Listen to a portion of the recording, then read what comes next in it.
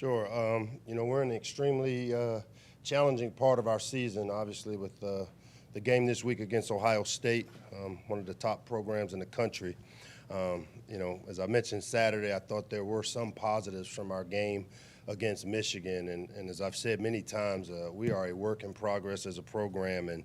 But there were some things that I liked that I saw in terms of us competing and the effort in which we played with for 4 quarters, which was something that we haven't got consistently out of our team.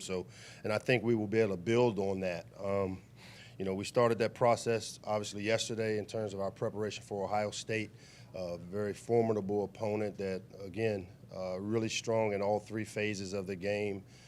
Offensively, their quarterback, Justin Fields, is a big-time player. J.K. Dobbins, the running back, and the host of talent they have at the receiver position pose a tough challenge for us, one that I know our players and our coaches are excited about this opportunity. Defensively, with players like Chase Young and a bunch of those great players on the back end, their secondary. They've got a corner that's an NFL first-round draft pick. So, again, it will be a challenge. And the good thing is our team and a lot of guys in our locker room were part of the game from last year that I would hope will give us some confidence going into the game that when they play the type of football we're capable of playing and compete with the effort that we compete with, that on any given Saturday, things like last year, and obviously we didn't finish the win, but I thought that they competed enough to hopefully go into this game playing with some confidence. Obviously a lot has changed with both teams from last year, but I do think the confidence of knowing that they went and played toe-to-toe with one of the top programs in the country, which Ohio State was last year, something that I hope to build upon with our guys going in with some confidence. But at the end of the day, it goes back to what I've said time and time again, that it starts with us.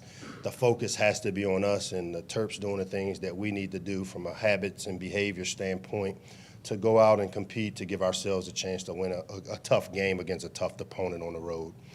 With that, I'll open it up to questions.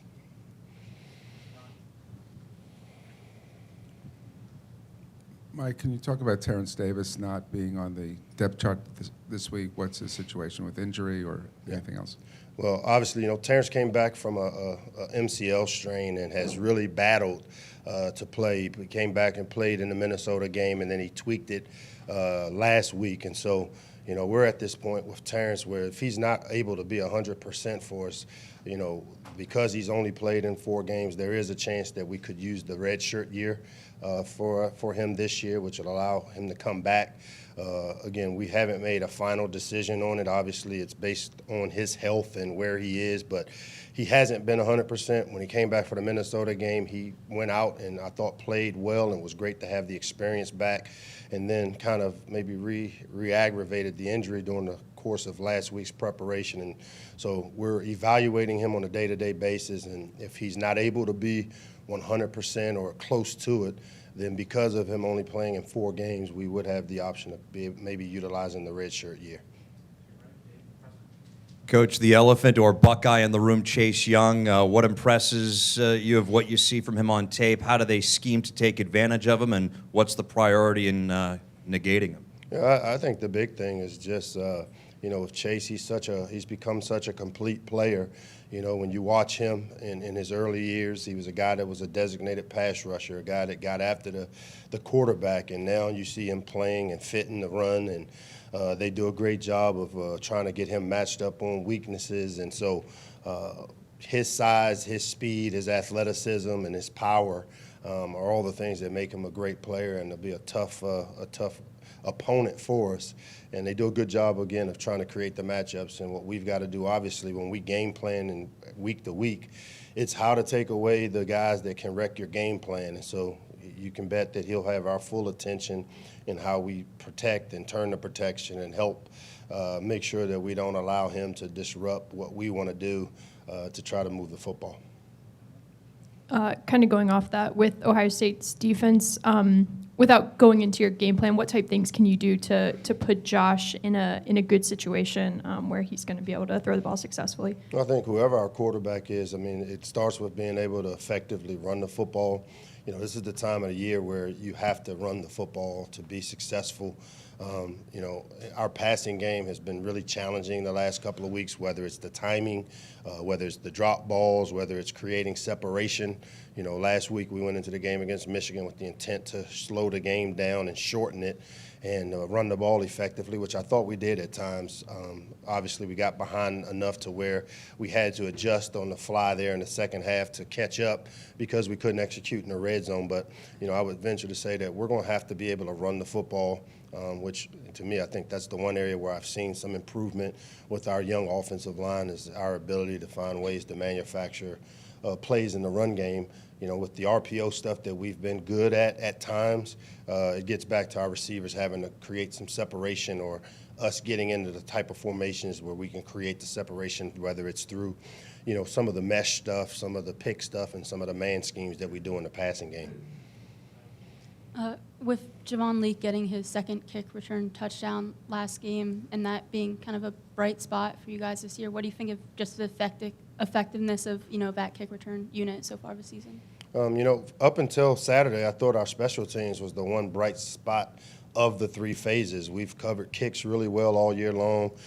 We've covered punts. We've returned a punt close to a touchdown there in the Temple game. We've had some long kick returns, so that had been a strength of our team. And then, Saturday I thought our special teams was the area that hurt us the most because we didn't punt the ball effectively with the two young punters to change the field position. We missed the field goal. Obviously, giving up the kickoff return on the first play of the game kind of sucked some of the life out of the momentum that we wanted to create. So I'm hoping we can get back to playing really sound in that phase of the game, the special teams. Javon, the last 3 to 4 weeks, have been one of our most consistent players. He's made plays for us as a running back. He's made plays for us as a returner. We put him back there last week. He caught a punt, which, you'll continue to see us find ways to keep him involved because he has big play ability, and I've been really pleased with how he's matured this season and to where he's become one of our best players. Coach, in what ways have you seen Nick Cross progress maybe week to week now that he has had more playing time, more starting time? Yeah, as now as he's worked himself into a starting role, I think Nick's confidence is the thing that you see the most. On the back end, I talked earlier in the year about the lack of communication amongst our safeties and the type of communication that you have to have effectively to keep the ball in front of you from the back end. And Nick has really, again, put the time and energy and effort into learning the position. He's not playing it perfectly, but he is making some plays for us.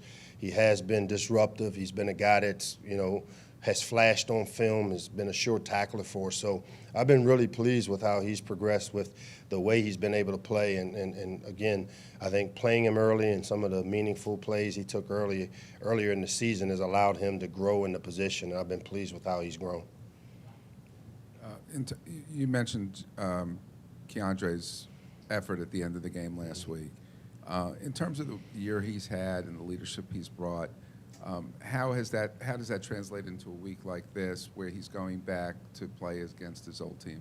Yeah, I think, Keandre, the one thing that he's shown throughout his career, and even, again, like I said, I've known him since 8th grade, 9th grade, having recruited him, is he's been really mature beyond his years. And, the leadership he's brought to this program, obviously, I think is a direct reflection of what he's learned or what the experiences he's had at a place like Ohio State. And so it's been great to have that here in our locker room and for our younger players to utilize him as a resource for how you approach the game, how you approach practice, how you approach school, and all the areas that you need to. Obviously, going back to Ohio State, I'm sure always kind of drums up emotions. But one of the things we've tried to talk about and we've tried to set as a standard for us is that it's okay to have emotion but not be emotional. And I think Keandre's done a great job of that. And I think this week, because of his maturity, he understands he's going back to face friends and a program that has pretty much put him in the position he's in now. And he respects that part of it, but he's such a competitor. I know that, we'll get his best because we have in all the other games, and this is just another one of those games, obviously, with having people on the other side that he's really familiar with. I'm sure there's some personal things there that he would enjoy to be able to do, but I think he'll approach it the way he has each game we've had thus far. Hey, Coach, McFarland had a wonderful game last year against Ohio State. He's been battling that ankle. Is he close to 100%, and would you expect a huge contribution from him this weekend? It would be nice to have that type of contribution from Ant. You know, he has battled the injury. He's worked himself back. I thought last week we saw glimpses of him and the burst that he'd shown on a couple of the interior runs we've had. Is he 100%? Again, those ankles and the high ankle sprain with a skilled guy are always tough, and really rest and time are the only things that allow it to get back to that point. But I've been pleased with the way he's progressed off of it since he's missed the game 2-3 weeks ago. But it would sure be nice to get that type of production out of Ant. Javon, like I said, has done some great things for us, and those two guys, along with Fleet Davis, who comes in and kind of is a jack of all trades for us, has been a bright spot for us. So it'll be good to get that out of Ant this week. Dante Dimas has obviously had great moments this year, and then had kind of a rough game a couple weeks ago. How have you seen him respond and kind of correct mistakes and move on from that day? I mean, he's like a lot of the young players, true sophomore that have the ups and downs and the inconsistencies that just come with being a young player. Obviously, with the some of the drops that he's had, but he's made a bunch of plays for us in other games. We worked through it. I've seen him respond the right way. He gets it. He's one of those guys that really cares and really wants to do well for his teammates and for himself. So I don't question that piece of it, but I just think you'll continue to see him mature, and with every game and every rep, you'll see him get better to where, eventually the consistency will be there where you'll know what you're going to get play in and play out of Dante Dimas. He's a really good player.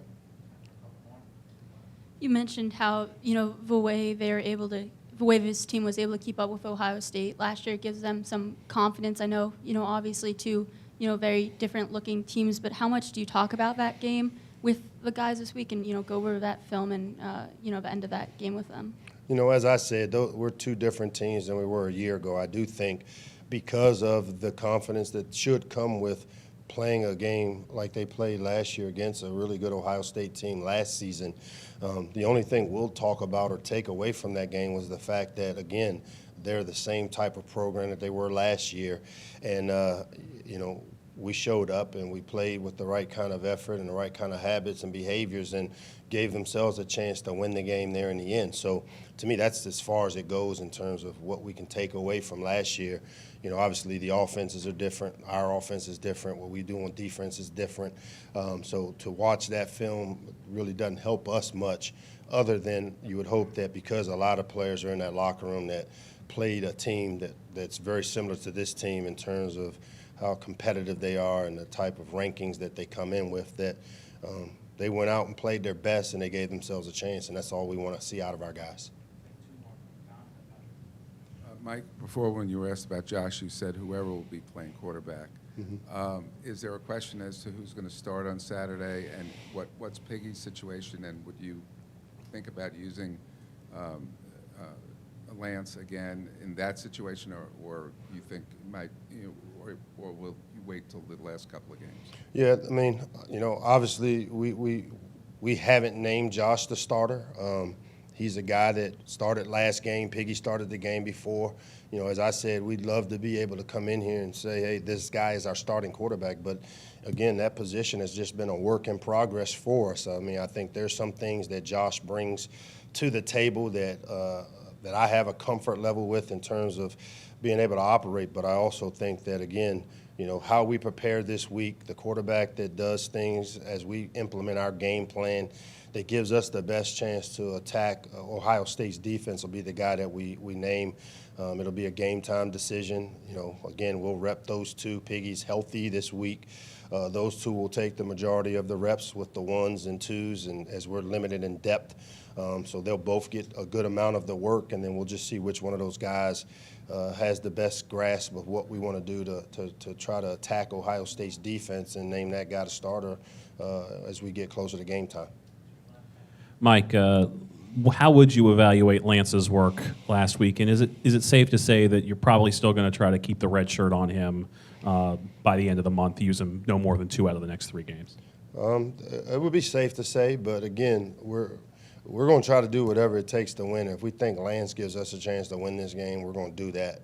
I thought last week, seeing Lance operate some of the things that we asked him to do, you obviously see the athleticism and the talent, but there was a limited package that we had going into that game. And as I said, on Saturday, we're going to utilize the 4-game redshirt rule to be able to develop depth at our skill O-line wherever we can.